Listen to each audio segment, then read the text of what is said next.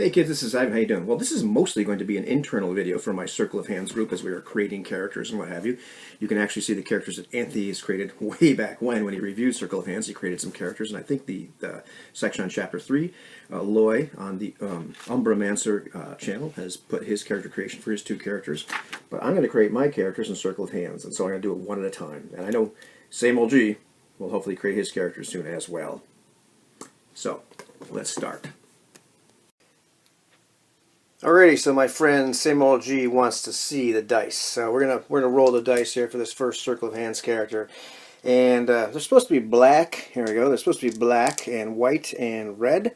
Don't have any black dice. They got this one white die. I've got to buy some proper black and white and red dice, some solid colors I think for this game and maybe for Tech Noir. Should have some. Got my little notepad here, ready to write some stuff. Got my Star Wars blaster down there on the floor. See that? Yeah. Anyhow, so we're going to roll this up this first character and see what's their deal is. Alrighty. So the black, or in this case the blue die, would be quickness. So that's 4 plus 1 equals 5. Their brawn is already, brawn is already a 6, 5 plus 1. So we're going to call quickness 4 plus 1. Can I see what I'm doing here? I'm looking through the lens here. Equals 5. That's our blue die, yeah. And white would be their wits. Ooh, this is a smart person. Let's see, can I get my, yeah, there we go. 6 plus 1. They're smart like me. Equals 7. Alright. Wits of 7. And red is charm. Not the most charming guy ever to start out with. So that's 3 plus 1 equals 4. So we have brawn 6, quickness 5, wit 7, and charm 4. You got to see the dice, man. Alright, so I've rolled up my first guy, and brawn is 6, which it always is. Quickness is 5, wits is 7, and charm is 4. These are the starting values, and that's the one thing that drives me nuts about this game in the character creation. I know why he does it. I know you're always rolling these 3 dice, and I know that the Circle Knights are supposed to be physical badasses, so they always have this implied roll of 5.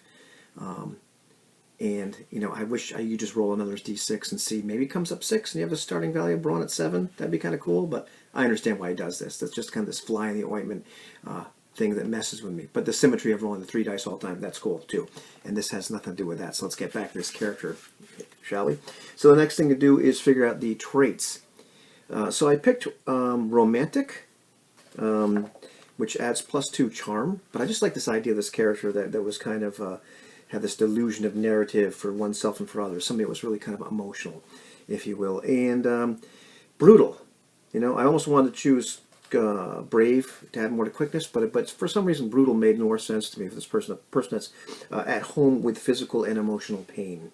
So this adds +1 to brawn and +1 to charm. So I end up with final scores of brawn 7, quickness 5, wits 7, charm 7. And so homeland is pretty easy because any time that you have 2 scores that are the same, or if charm is the highest, the person is from Roque. So there's definitely from Roque because they have 3 scores that are the same. They're all 7s. So we know where he's from. And then it was time to choose professions. And surprisingly enough, I'm looking at this, and I did something I did not think of when I read this game the first time or even going through the second time. And the things that jumped out at me, and I think it was based on his wit score initially, and then some of the other stuff that came up, chose a scholar and also a high entertainer.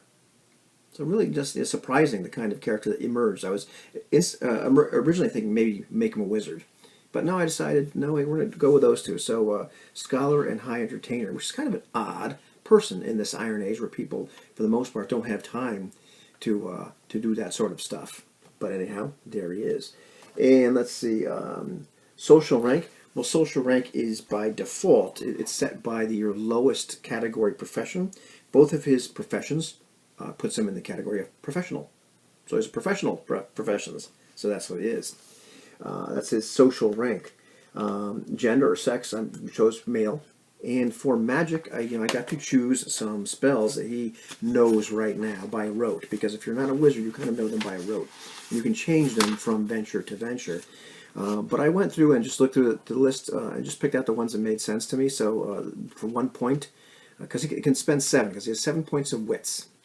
So he can memorize or know 7 points worth of spells. So Web, which is a 1-point Herbagia spell.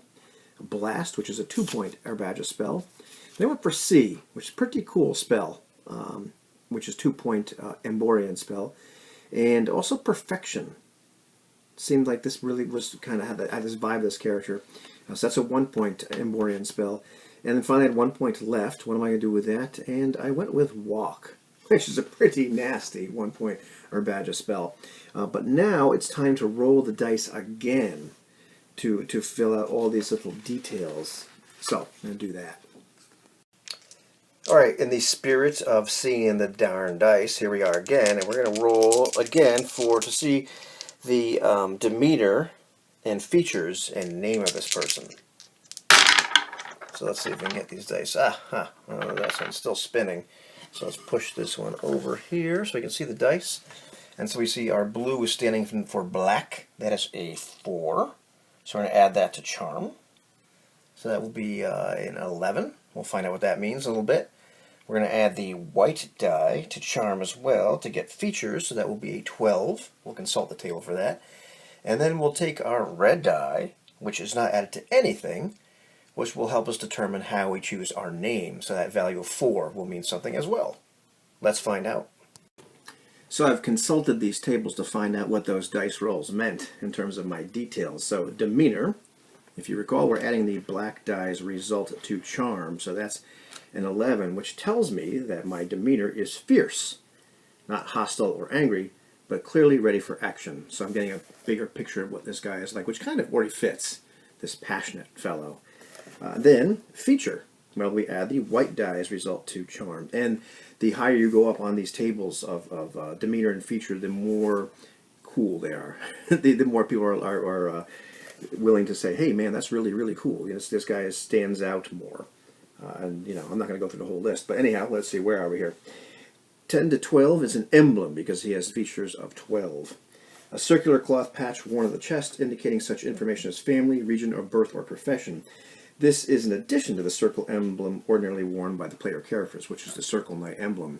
So I figure this guy is so haughty, or so, not self-important, but just so passionate that not only does he have his Circle Knight emblem, but he's also got that another emblem of his status as a scholar, and perhaps of a high entertainer. That's somebody that knows his stuff, man of learning.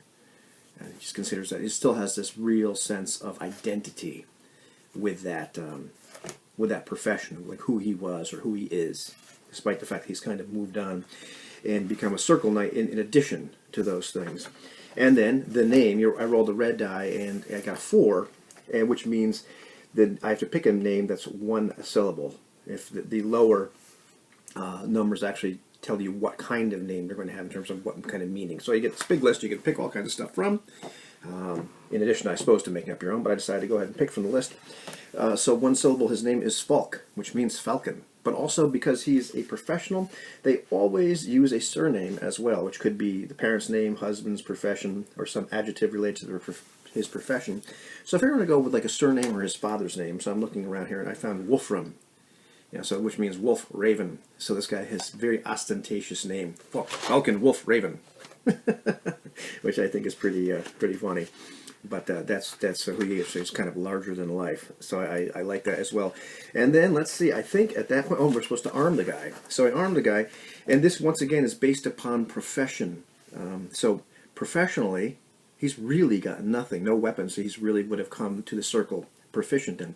It says in the text that everybody uses a knife, although it really doesn't say that in this section here. I'm going to go with the fact that the idea this guy is going to be skilled in using a knife, because that's very handy. And we'll see if there's some rules disagreements. Other than that, you get to pick one martial weapon because you're going to get trained as a member of the circle. They're all trained to fight.